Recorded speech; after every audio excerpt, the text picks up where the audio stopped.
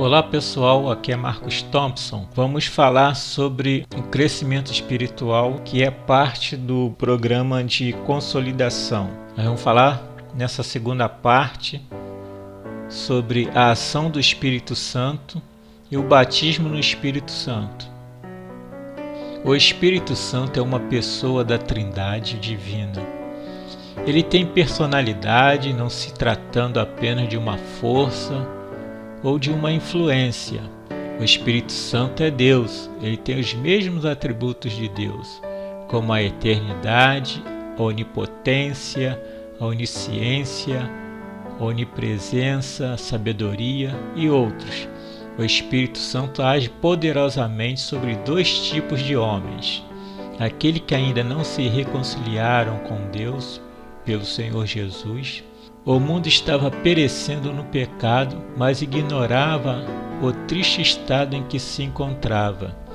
Havia então uma grande necessidade de alguém que se convencesse não somente da realidade do pecado, como também da sua natureza e das suas consequências.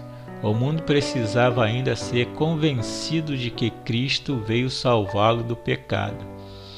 Esta lição foi resumida por Jesus em João 16, de 8 a 11. Quando ele vier, convencerá o mundo do pecado, da justiça e do juízo. Do pecado porque não creem em mim, justiça porque vou para o Pai, e não me vereis mais. Do juízo porque já o príncipe deste mundo está julgado.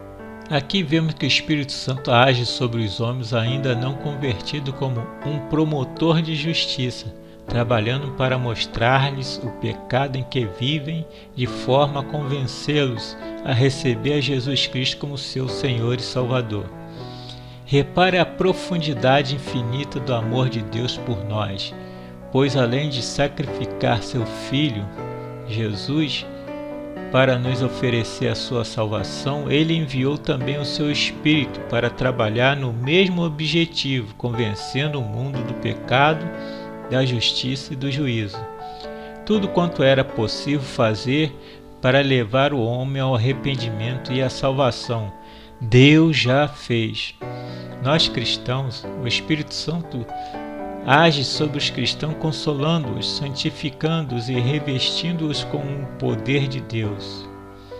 O Consolador, o Espírito Santo, nos consola em nossas fraquezas, intercedendo por nós, como mostra Romanos 8, 26. Da mesma maneira, também o Espírito ajuda as nossas fraquezas.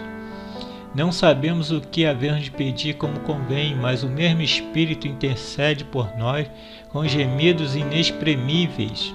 Ele também nos ajuda, instruindo-nos e trazendo-nos à memória os ensinos de Jesus. Em João 14, 26, revela: mas o Consolador, o Espírito Santo, que o Pai enviará em meu nome, vos ensinará todas as coisas e vos fará lembrar de tudo que vos tenho dito.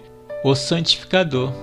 No dia em que aceitamos a Cristo como Senhor e Salvador, transformamos-nos na morada do Espírito Santo. Ele passa a habitar dentro de nós, como revela 1 Coríntios 6, 19 e 20.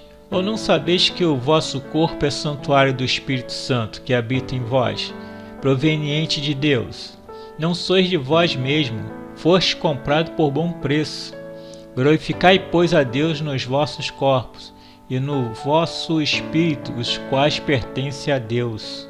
O cristão, então, é chamado santo, e seu dever é rogar ao Espírito Santo que venha promover um verdadeiro processo de santificação de sua vida, ao mesmo tempo em que deve guardar a santidade inicial já conquistada deste templo, isto é, de seu corpo.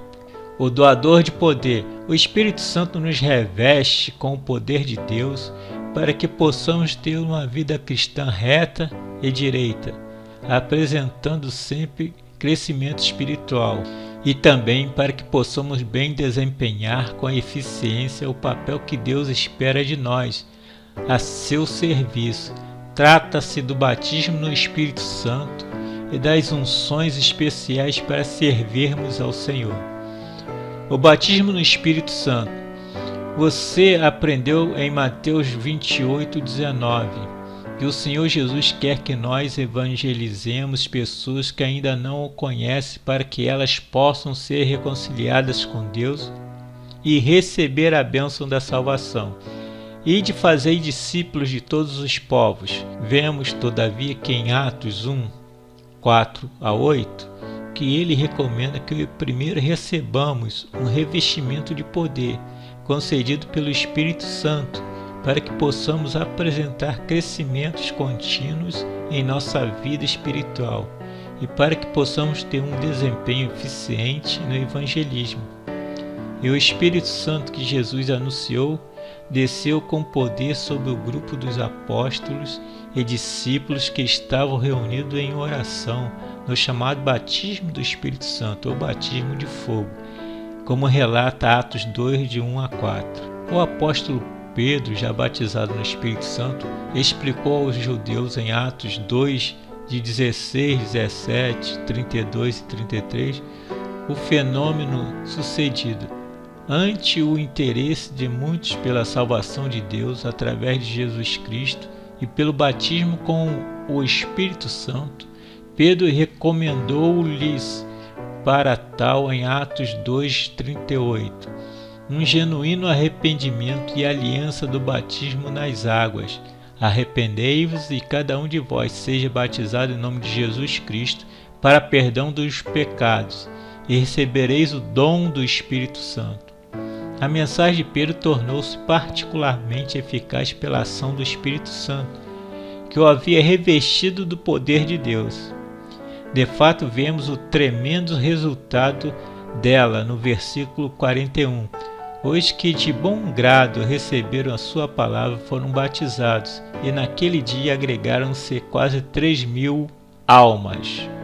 Assim chegamos ao final da segunda parte do crescimento espiritual. Nós somos da Igreja Sara Nossa Terra Freguesia, Jacarepaguá, Rio de Janeiro. Endereço: Rua Tirol 427. Telefone 2425-2663. Cultos aos domingos, 10 horas e 18 horas. Terças e quintas-feiras, às 20 horas. Saúde e paz.